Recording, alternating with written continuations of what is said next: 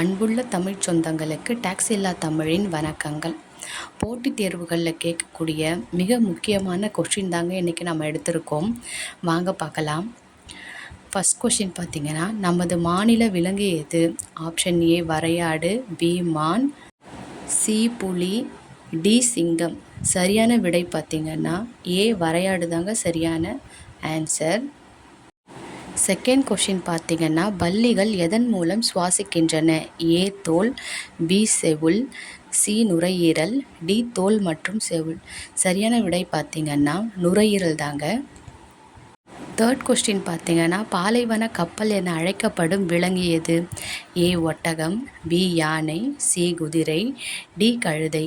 சரியான விடை பார்த்திங்கன்னா ஏ ஒட்டகம் தாங்க. ஃபோர்த் கொஸ்டின் பார்த்திங்கன்னா, மீனின் சுவாச உறுப்பு எது? ஏ நுரையீரல், பி செவுள்கள், சி தோல், டி தொண்டை. சரியான விடை பார்த்திங்கன்னா பி செவுள்கள் தாங்க சரியான விடை. ஃபிஃப்த்து கொஸ்டின் பார்த்திங்கன்னா, பல நாட்களுக்கு நீர் அருந்தாமல் உயிர் வாழும் விலங்கு எது? ஆப்ஷன் ஏ ஒட்டகம், பி யானை, சி குதிரை, டி மாடு. சரியான விடை பார்த்திங்கன்னா ஆப்ஷன் ஏ ஒட்டகம். சிக்ஸ்த் கொஷின் என்னன்னு பார்த்தீங்கன்னா, குளிர்கால உறக்கத்தை மேற்கொள்ளும் விலங்கு எது? ஏ ஆமை, பி நத்தை, சி தவளை, டி பாம்பு.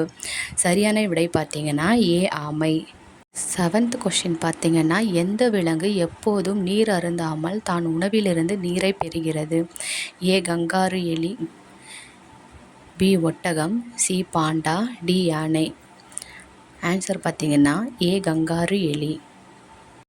எட்டாவது கேள்வி பார்த்திங்கன்னா, பறவையின் பறக்கும் திசையை கட்டுப்படுத்த உதவுவது எது? ஏ வால், பி சிறகுகள், சி அலகு, டி நகம்.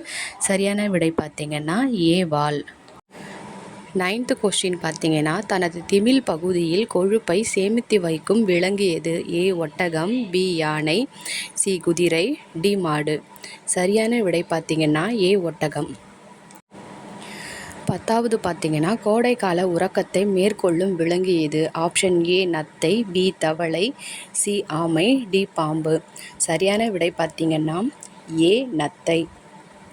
இது போன்று தேர்வுக்கு முக்கியமான வீடியோக்கள்லாம் உங்களுக்கு வேணும்னா டாக்ஸ் இல்லா தமிழ் சேனலை சப்ஸ்கிரைப் செய்து வச்சுக்கோங்க. நான் போடுற வீடியோக்கள்லாம் உடனுக்குடன் உங்களை வந்து சேருங்க. நன்றி.